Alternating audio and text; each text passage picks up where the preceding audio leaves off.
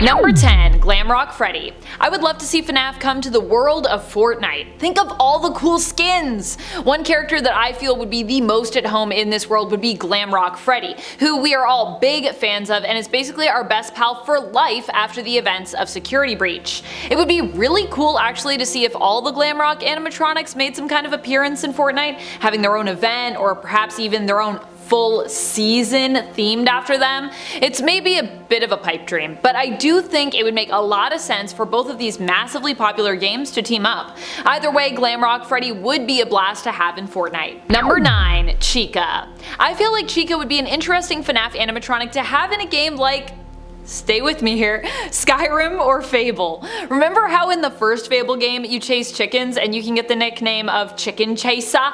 Well, what if instead chickens fought back and chased you? Chica would be the perfect mascot for the chicken uprising in the world of Fable. And when it comes to Skyrim, I have seen some mods where you basically could turn chickens into like giant chickens, or I'm not sure if that was like a mod or a glitch from adding a mod, but either way. Horrifying and definitely a place where Chica would feel at home in a place of gigantic dragon-sized chickens.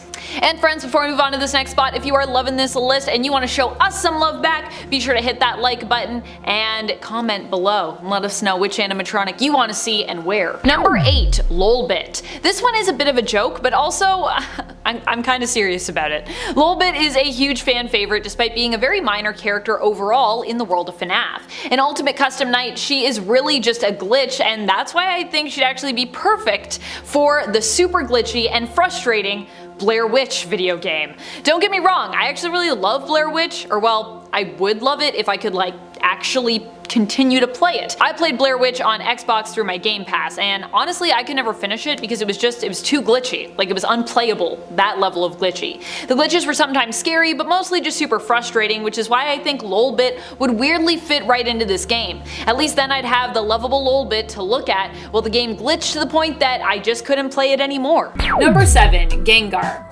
Gengar is the final evolution of Ghastly, evolving from Haunter. Gengar seems like a perfect fit for the FNAF verse in my mind, because it looks so cuddly but is also known for being deadly. It is a dual ghost and poison type Pokemon who is known for being mischievous and for devouring the dreams of those it preys on. Generally, Gengar only comes out at night, which also seems to fit pretty well considering the main stories that we play through generally take place at night in FNAF.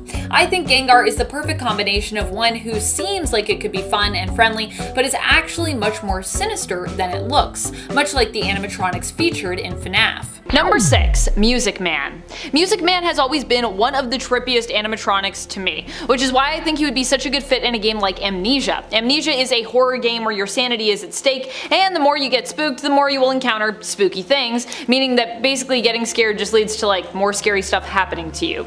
As your sanity is affected, you begin to hallucinate, and the game very much relies on creating a sense of paranoia for the player, which it does quite beautifully. Although this game has very medieval sort of vibes, I feel like Music Man would still fit in oddly well here when it comes to him being one of the monsters or hallucinations that you encounter. I'm still reeling from those vent chase scenes in Security Breach, and don't even get me started on like that whole giant Music Man thing. Halfway through, into number 5, System Error Toy Bonnie. System Error Toy Bonnie is a neon-themed skin for Toy Bonnie released as part of FNAF AR's Arcade Mayhem event. And while it may seem peculiar and out of place in the backrooms, think about it. The backrooms is a location that's only accessible by no-clipping through the world, accidentally. So understandably, something that revolves around system errors would be lurking within this developer's room, okay? He looks the part too. He shares the same model as Toy Bonnie, but with a few key differences. His general color, including his bow tie, is a neon reddish orange with lines that go through his entire body, similar to the screen effect of an old CRT TV. He also has a pixelated 8-bit style effect coming from his entire body. His mouth and eyes gleam yellow, and red system error text is printed on his stomach, and glowing white eyebrows, freckle spots, and a glowing nose, but he's not Rudolph. How is this not creepy backrooms material, okay? It's a bit iffy, hence why it's still at number 5, but still, it could be cool. Number 4. Freddy Fazbear. I'm surprised this one has not actually happened yet.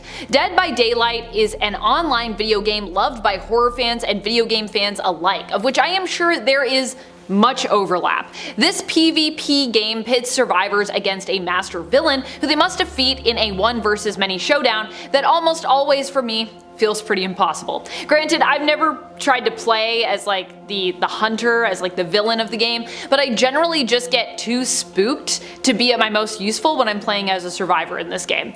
I pretty much almost always die. Add Freddy into the mix and this would likely be even worse for me. While William Afton is the real main antagonist of the FNAF franchise, I feel like Freddy would be a good fit here because he is the mascot of Freddy's Pizza and one of the most recognizable animatronics when it comes to those who are less familiar with the Five Nights at Freddy's franchise. Although to be honest, I'd kinda love to see all the major animatronics show up in DBD at some point. Number 3, Haunter.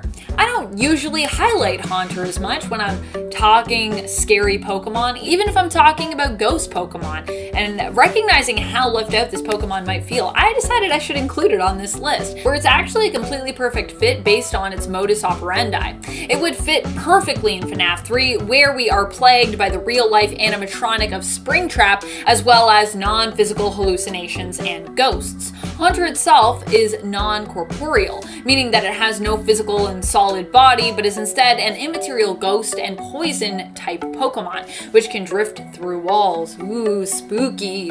Haunter is also known for trying to spook its victims. It generally lurks in the dark, urging those who pass to come nearer before unleashing its toxic tongue on them. Just saying, I can already see the jump scare in my mind. A lick from Haunter will ultimately result in seizures followed by death. Seems like it would fit really well in FNAF. It has a jump scare and then you die. I'm just saying. Number 2, Glamrock Chica. So... confession time. I play a lot of restaurant time management games, and for some reason in my weird mind, I can imagine Glamrock Chica in the role of like server or possibly even manager of an establishment that you play as. Yeah, I was big into Diner Dash back in the day, and I actually still play Cooking Fever on the semi-regular. And also, if you have actually any restaurant time management games you think I should play, let me know in the comments. I've played a lot of them. I could see Glamrock Chica having her own game where she manages a pizza restaurant, making and serving pizza to guests, and maybe sometimes, you know, sneak in one of her own. My favorite character in Security Breach aside from Glamrock Freddy was probably actually Glamrock Chica, who I just felt I connected with over our true and unshakable love of pizza. I love the za, what can I say? Number 1, Springtrap. A new game just recently released that I think would be a great fit for Springtrap if he were to wander outside the world of FNAF. That game is Evil Dead, the game. Evil Dead, the game is similar to Dead by Daylight, but differs with one pretty major aspect. As a survivor, you can like actually fight back. So how rewarding would it be to take on an army of perhaps animatronic deadites being led by none other than William Afton, aka Springtrap himself? I know I would be here for that. I don't know if you're here for that, but I'm here for that. Dead by Daylight is a game that constantly has updates where new villains and maps are added from famous horror films, games, stories, and fandoms. Perhaps Evil Dead could go down the same route, and if so, Springtrap could actually be a villain that we might even see there somewhere down the line. And at 10, Great Escape Golden Freddy. Great Escape Golden Freddy, or for short simply Great Escape Freddy, is the first Golden Freddy skin that was added into FNAF AR. He received this skin as a part of the special mixed reality DLC game mode Dark Circus Encore that released on December 13th, 2021. Great Escape Golden Freddy is identical to Golden Freddy in coloration, still being yellow, but now is a much duller shade, with black and green splotches on his head, legs, and feet. His head is severely withered in multiple areas, with most of it being deteriorated or missing, including half of his top hat. His eye sockets are completely empty, with holes going through the endoskeleton head and a chain running through his mouth. But like, just looking at this thing, I already fear for my life like I'm in another dimension or like a secret area of the simulation. So seeing this thing in the back rooms wouldn't, in my mind, be out of place. I mean, if this is where like defective game implements go, this could be a simple explanation for how this mess of a creature got there, because I don't think that this is intentional. At least it shouldn't be. In at 9, Withered Bonnie.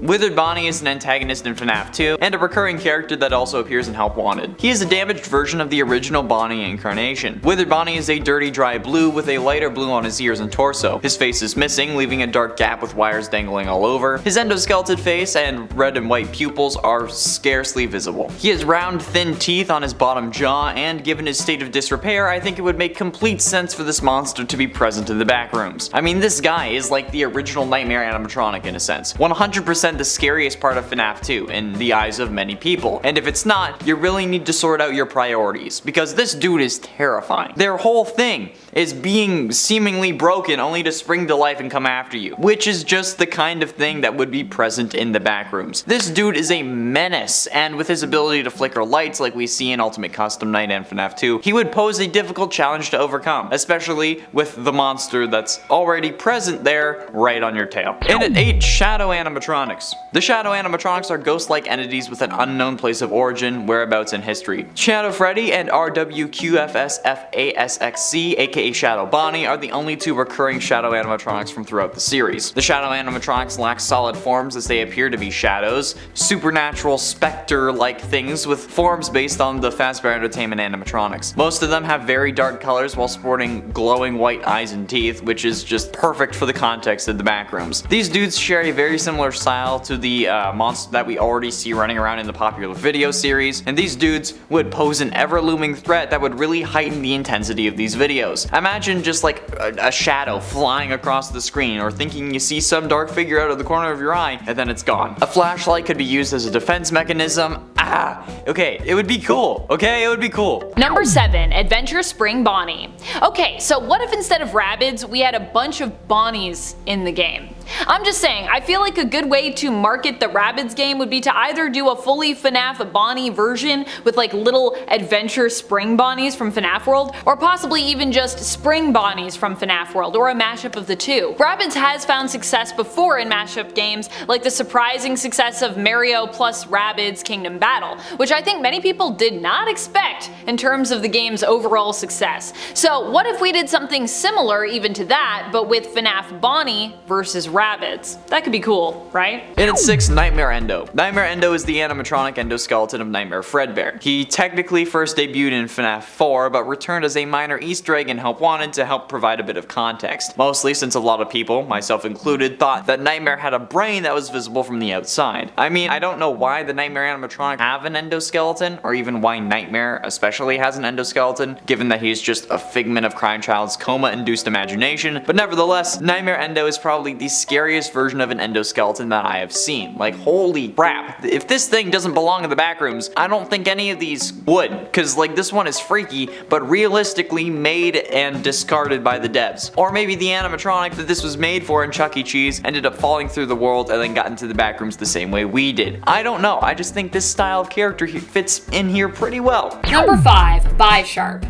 Something about the fact that Bisharp already looks like a razor-clad automaton makes me feel pretty uneasy about this Pokemon. Bisharp has blades for feet and arms and blades in its torso. It's a combo dark and steel type Pokemon. I don't know about you, but other than ghost Pokemon, I don't think there are two better types, especially when blended together, that seem to encompass the feel of the FNAF universe. Like if animatronics were Pokemon, they'd probably be dark and steel types too. You know what I mean? And at 4, the Blob. The Blob is an amalgamation of various animatronics that appears in FNAF Security Breach as a secret antagonist. And as its name suggests, the Blob is a huge mass of wire, tentacles, and animatronic parts, possessing many glowing red eyes. However, this seems to be the right kind of monster that you would find in the backrooms. The Blob's mind is that of a mindless monster reacting with simple grunts and screeches that are both deep and distorted, as well as low mechanical sounding snoring noises. Some theorize that this implies all the animatronics making up the amalgamation are constantly fighting each other for control, which I think would fit perfectly with the monsters already established to be in the backrooms, especially those in the popular YouTube series that kind of brought back this creepypasta. Dude is like just a mass with a couple of animatronic plastic faces smacked on top. That is 100% something that you'd see out of like the corner of your eye in the corner of the frame, and then you'd pan to see it and it's gone. Number 3, Circus Baby.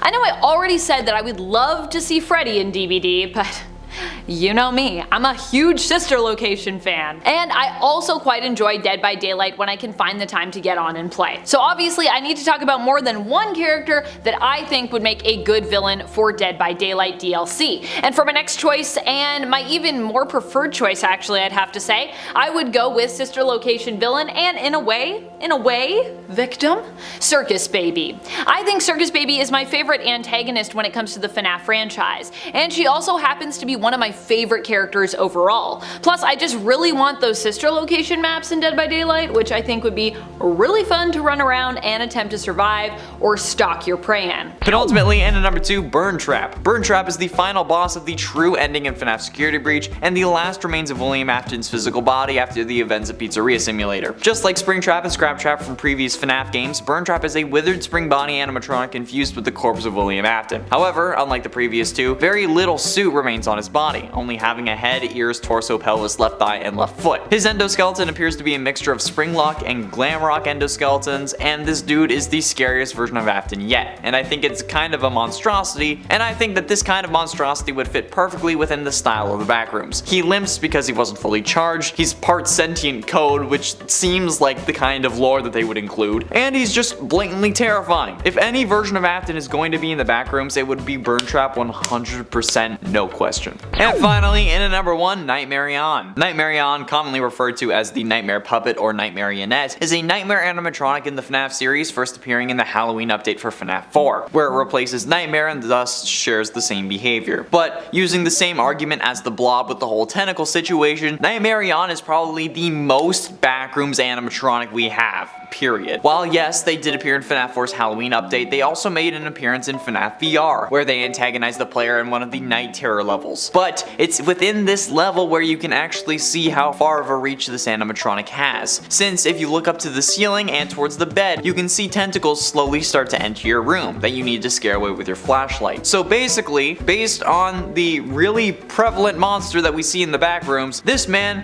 fits the bill right on, smack dab in the middle, plus a like 25% tip, just saying. Number 10, Snorlax. Snorlax might not seem like a scary Pokemon. In fact, they are not creepy by their own nature, but if put into the FNAF world, this is a Pokemon that could be made instantly scary. I'm just imagining Snorlax as a big, lumbering, and imposing figure, as Snorlax kind of has that perfect large size and presence similar to the animatronics. For some reason, I can just imagine Snorlax fitting in with the other mascots and consuming not just one person whose soul would remain trapped inside it, but multiple. Just think of how big Snorlax is and how much it can eat. It's basically the Pokemon version of a giant bear. Of course, at least after it had sated its hunger, it would probably be pretty easy to escape as it would likely get pretty sleepy, but before then, it would be a terrifying beast to battle in the FNAF-verse. Number 9, Mimikyu. Mimikyu is a fitting type of Pokemon for FNAF, being that it is a ghost type, one of the scariest types. Also, Mimikyu likes to hide its appearance already in a kind of suit. Okay, not really like an animatronic suit, more like a rag, but still, there are some parallels here. We don't actually know what the original Mimikyu looks like under the rag because it always keeps itself hidden, its eyes peering out through its disguise at us. Kind of like the souls, or like the true murderous intentions perhaps, living within the animatronics. Of course, I don't think Mimikyu is as sinister with its intentions as a FNAF animatronic is, but if it were considered one of the team in the FNAF-verse working alongside Foxy, Chica, Bonnie, and Freddy, then mayhaps that would change. And friends, before we move on to this next spot, if you are enjoying this list and you want more crossover lists like it, let us know by giving this video a thumbs up. Number 8, Alakazam. For some reason, when it comes to Alakazam, I can imagine a whole attraction at Freddy's featuring this Pokemon. Stay with me here. Something we haven't seen yet is some kind of fortune-telling animatronic, despite the fact that fortune-telling animatronics can be a staple at fairs and various entertainment venues.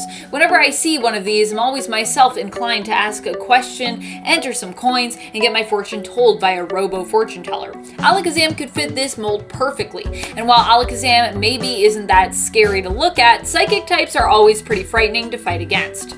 Also, I feel like Alakazam was one of the Pokemon that I was most afraid of when I was a kid. And at 7, Phantom Animatronics. The Phantom Animatronics are hallucination variants of the original animatronics who haunt in Fazbear's Fright throughout the nights in FNAF 3. The Freddy Files book also points out that these hallucinations also appear burnt, suggesting that they're trying to warn you of what's to come. The Phantom Animatronics first appeared in Five Nights at Freddy's 3 as side antagonists, some of them returned in Ultimate Custom Night, and then they all came back in Help Wanted. But given that these are hallucinations, it's entirely possible that these these phantom animatronics could appear in the back rooms. Think about it. If you're stuck in an endless void of what looks to be the same area for who knows how long, you're gonna start to go crazy. Even if you don't, sleep deprivation at the hands of not wanting to get caught by the monster already in there would surely cause you to start hallucinating after being awake for 48 hours. So those hallucinations could very well be the same ones from FNAF 3, especially if you're a fan of the series. Number 6, Blastoise.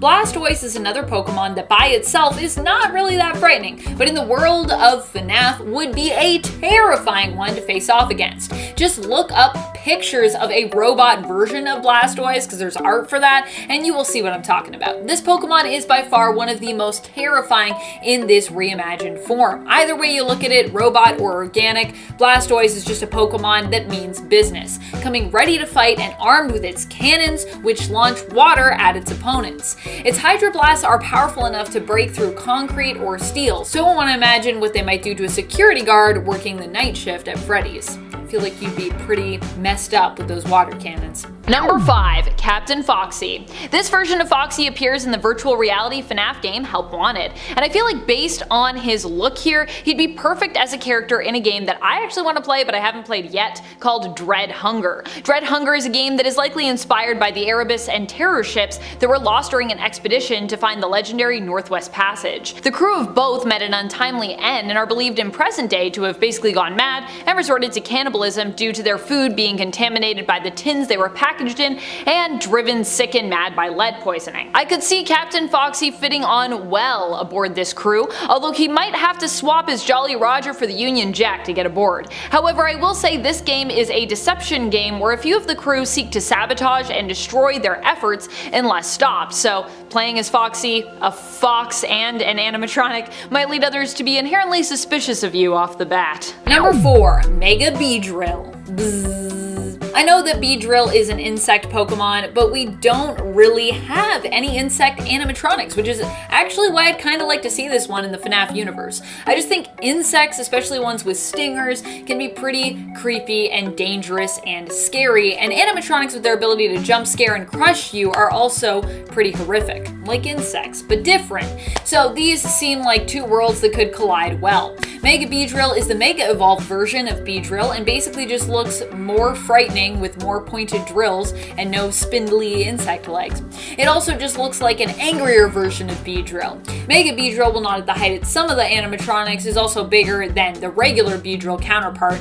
I feel like a giant flying bee or wasp looking animatronic with drills for arms sounds pretty terrifying. Getting close to the end, and number 3, the Puppet. The Puppet is an animatronic puppet and a major antagonist of the FNAF series. First appearing as the seemingly main antagonist of FNAF 2, the way we've seen this character move along with their design is very reminiscent of some fan images made of the Backrooms. The puppet seemingly moves by floating, something shared with many fan creations of Backrooms monsters, and if not, we saw it walk in FNAF VR in one of the most horrifyingly disgusting ways. So yeah, I mean, ignoring the fact that they used to be a security bot and only attack the player because they look like the man that killed them, you can't tell me that the puppet would be out of place in the Backrooms. I mean, like, this thing has discernible characteristics that would make it scarier. I mean, a seemingly lifeless blob with no face whose only purpose is to kill you is one thing, but that with a face and motivation makes it even scarier. Number 2, Genesect. Genesect is a modified fossil type made into basically a robot. It's a steel and fossil type Pokemon in its current incarnation. Genesect was resurrected from a fossil but was technologically improved upon by Team Plasma,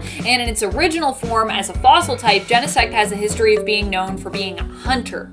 What more do you need to know here? An instinctive hunter Pokemon who was originally something more organic and is now more machine than anything else. This seems to fit all too well with the world of FNAF. Not only would Genesect fit in, they would also likely be just as, if not more, terrifying than some of the original animatronics. I don't think I want to live in a world where Pokemon are inherently murderous as opposed to being inherently wild or friendly. Sounds scary. Number 1, Drifloon. Does it get any more thematic than this? Drifloon is literally a Pokemon known for stealing away children who see it as a regular balloon. It's like if Balloon Boy had a balloon that was just as deadly as any of the other animatronics at Freddy's Pizza. In fact, that is probably who I would partner Drifloon up with, were it to be included in the FNAF verse. It would make the perfect companion or sidekick to Balloon Boy. In fact, Drifloon is so spooky, it might actually end up becoming sort of the main antagonist between that duo. And of course, in case you were wondering, Drifloon is itself a ghost and flying type Pokemon, who of course happens to look like a balloon.